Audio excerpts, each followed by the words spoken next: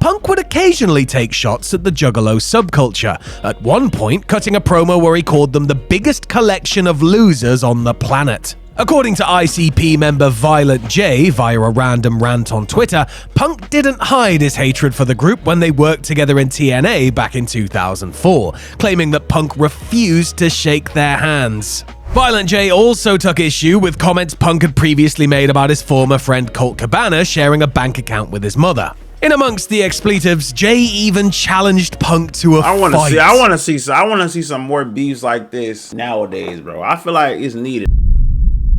Triple H and Mitch. In January of 2006, the Spirit Squad made their WWE debut and proceeded to spend much of the next year acting as I heard John Cena had a feud with Kenny Dykstra behind the scenes. Bro, that's what I heard. I wonder if they're going to talk about that in this, but I definitely heard about that. And never did I hear back then, bro, I didn't remember Dolph Ziggler being in the Spirit Squad. I found that out recently, and I remember the Spirit Squad. I remember all of this. I don't remember Dolph Ziggler being one of the people, though. Spirit Squad made their WWE debut and proceeded to spend much of the next year acting as the personal punching bags of D-Generation X, before being quite literally shipped back to Ohio Valley Wrestling. Given the relative inexperience of the 5 cheerleading greenhorns, it's perhaps not too surprising that at least one of them had a problem with one of the DX boys. According to Rene Dupree, Triple H had a disdain for Nick Mitchell, who played Mitch, and let everyone in the locker room know about it. In one... Rene Dupree? Is that him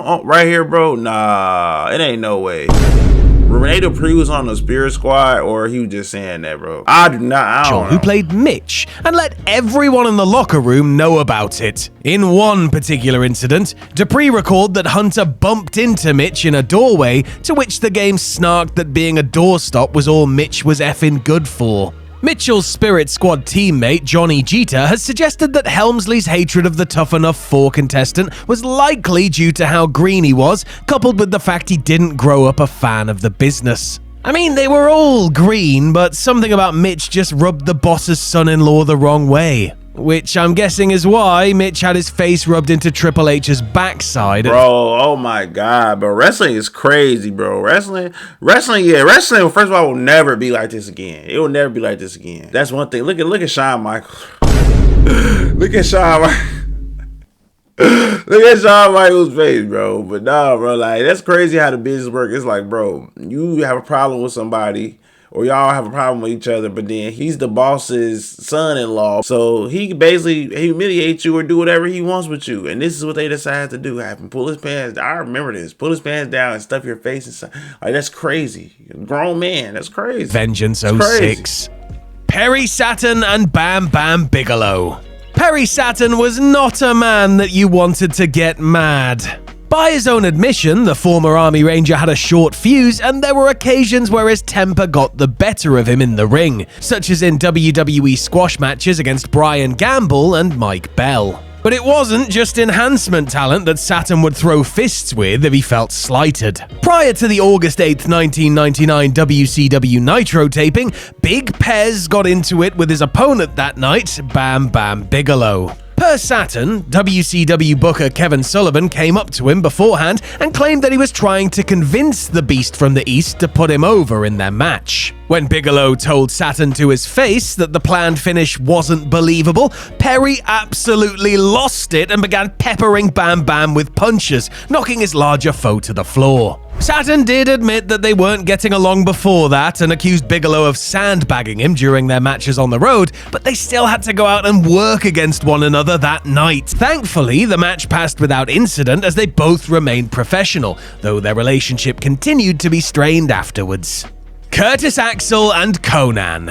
Twitter, or X as the marks are calling it, might be a barely usable app filled to the brim with AI slop these days, but once upon a time it was a great place to watch a random wrestler beef unfold. And it doesn't get much more random than the war of tweets between Conan and Curtis Axel. In 2013, K-Dog used Twitter to take Axel to task for a perceived lack of promo skills and charisma. I mean, it was hardly a new criticism of Axel, but apparently the third generation, then WWE star, didn't take kindly to being called generic or Conan's assertion that he wouldn't be surprised to see Axel get released. A couple of years later, Axel called Conan a washed-up old dude and claimed that his father, Kurt Mr. Perfect Hennig, hated working with him and putting him over in WCW. Conan denied that was the case and doubled down on his belief that Axel wasn't entertaining, and this whole beef continued to just drag on, with Axel in 2024 venting that Conan was a POS and a fat slob. Conan, for his part, suggested Axel should go see a mental health professional if he's still rattled by his critique more than a decade later. AJ Styles and Batista. In 2005, it was becoming clear that TNA, more than ever, was providing, if not true competition, then a viable alternative to WWE. With Dixie Carter's promotion gaining momentum, it was inevitable that WWE would try to discredit it whenever possible. Then World Heavyweight Champion Dave Batista, in speaking with the Sun newspaper, was one of the first to dismiss total non-stop action. Referencing car wreck matches with AJ Styles doing his stunts, the Animal claimed what they did wasn't wrestling because wrestling is storytelling. Naturally, the internet jumped all over these comments, but it wasn't until many months later that the Phenomenal One made a rebuttal, saying, "I think it's funny that a guy who takes a bump and tears his back tells me that I don't know how to wrestle." Evidently, Styles and Batista squashed their beef because months later, Styles noted in a different interview that he'd heard through the grapevine that Batista didn't actually make the controversial comments and played it off as wrestlers against the media. And just for the record, I'm bringing this up more than 2 decades later because I want to see them fight, damn it. It's never Brian Pillman and The Undertaker. So we're now in a world full of tough guys. Brian Pillman. I see myself as somebody who know a lot of wrestlers, and a lot of basketball players. I don't know who's Brian Pillman. Who was that? Never seen bro in my life. Brian Pillman, undersized for his era, stood tall as someone who could certainly handle himself if the situation called for it.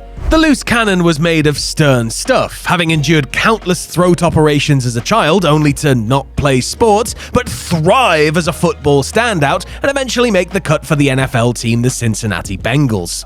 Pillman knew he was tough and apparently wasn't too impressed with those who presented as being tough but in his opinion weren't, such as The Undertaker. Pillman and Taker had beef going back to a match between Flying Brian and Mean Mark Callis at a WCW Clash of the Champions event back in 1990, as there were reportedly words exchanged afterward. And when Pillman joined WWE 6 years later, he still didn't think much of the so-called...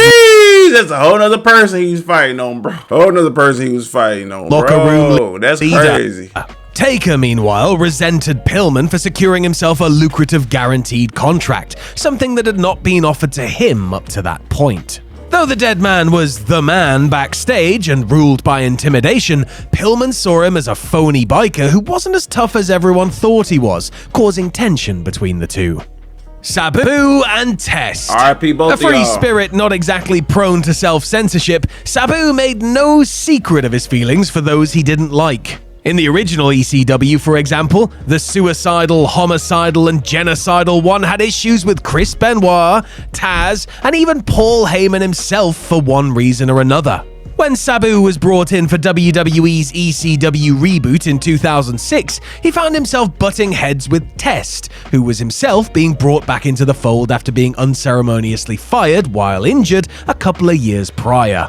According to Sabu, Test came in with a big ego and would gleefully talk about how he wouldn't sell for people like him and CM Punk, as they were smaller than he was, and thus he didn't think it was believable. While Sabu would say the two had good matches whenever booked against one another, he knew that Andrew Martin was going out of his way to not put over his offense. He also alleged that Test would call him out and tell on him for taking pills on the road, noting the hypocrisy since Test was doing exactly the same thing. Sabu even once tweeted that he was glad the egomaniac was in hell. Blimey. Eric Watts and Lex Luger. Lex Luger will probably be the first person to tell you that he was an arrogant jerk during his professional wrestling career. And after Lex, there's probably a good 100 other people who would be more than happy to tell you the same. One wrestler who really couldn't stand the total package was Eric Watts. The son of former wrestler and booker Cowboy Bill Watts, Eric had to deal with a lot of hostility and downright hazing early on, but he eventually... Have y'all ever watched that movie about the Von Erichs, bro? The Zac Efron, I forgot what it's called, but that Zac Efron movie, it was on Netflix, bro. I watched that, bro. That was crazy. I had no clue the Von Erichs had all that going on, bro. Oh my gosh, bro. I had no clue. Stood up for himself, and everyone knew not to mess with him. He wasn't buddies with Luger. They had mutual friends in Sting and Buff Bagwell, and didn't really like being around him because of the way Lex would openly look down on everyone around him. But what really got Eric pissed was when he heard through the grapevine that Luger played a part in getting Pistol Pez Whatley, a former wrestler who was down on his luck and working on the WCW ring crew, fired. Whatley had worked for Eric's father in the past, and when he heard about Lex's alleged involvement in his dismissal, he threatened to fight Luger in the parking lot after a WCW show. They never did come to blows and eventually managed to patch things up when Luger became a born-again Christian years later. CM Punk and the Insane Clown Posse. The list of people who have an issue with CM Punk and vice versa is about a mile long. The straight-edge superstar is notorious for beefing, whether it's with people he barely knows or his best friends for years. So what chance did a couple of clowns really have?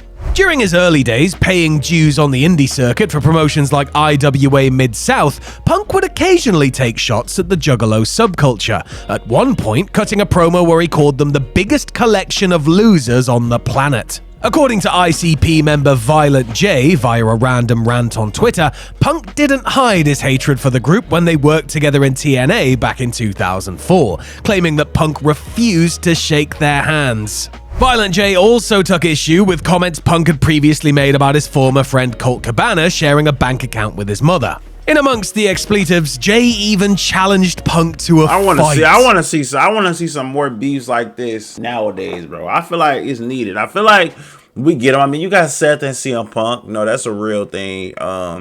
Outside of that, I don't really know what else is real nowadays as far as like outside of the ring, you feel me? I feel like we don't really get these, you know what I'm saying? We don't really get these anymore, you know? But back then, we didn't know some of these things were going on either. So it's not like we knew he was getting them back then, but it was just, I don't know. I feel like it's just the storytelling. Everything was just so much better back then, bro. I don't know it's because I'm getting to the age where it's like there's a whole new generation of stuff and like people feel like, you know, this is better than this. Like, I feel like John Cena and all them, bro, all us mid cards. I mean, like, it was just so many people. It's a lot of people now, and people were hurt and stuff like that. Like, it's people now, but I don't know, bro. I feel like the storytelling and the way they just wrestled was just better, bro. I feel like it'd be a lot of botches nowadays. It'd be a lot of, I don't know, wrestling would be a little different now. I still watch it, but it's definitely a different experience, I will say. I'd just say you better be careful what you wish for here. You might be violent, Jay, but that's still a former Ultimate Fighter you're talking about there. And Hardcore Holly and Daniel Puder. If you were a rookie in the SmackDown locker room in the mid-2000s, you'd do well to steer clear of Hardcore Holly. Bombastic Bob had a natural hatred of newcomers, coupled with a bad temper. And anyone caught breaching locker room etiquette would find themselves on the receiving end of Sparky Plug's wrath. $1 Million Tough Enough winner Daniel Puder had already upset the locker room by nearly breaking Kurt Angle's arm in their impromptu shoot fight on SmackDown when the MMA fighter got on Holly's bad side. According to his autobiography, The Hardcore Truth, Holly was informed by Jimmy Yang that Puder had been bragging to his friends about beating Hardcore in their matches on a house show loop. Holly, furious that Puder would, in his mind, try to pass off their worked matches as legitimate contests, decided to teach the newcomer a lesson by chopping the hell out of him in their next match before verbally chewing him out backstage. Puder's penance wasn't quite paid, however, and Holly, Chris Benoit, and Eddie Guerrero gave him another beating in the 2005 Royal Rumble. Puder, for his part, called Holly a loser and an idiot. That's crazy. I do not remember this dude's face ever in my life. Daniel Puder. That's a new face for me as a WWE fan. Daniel Puder.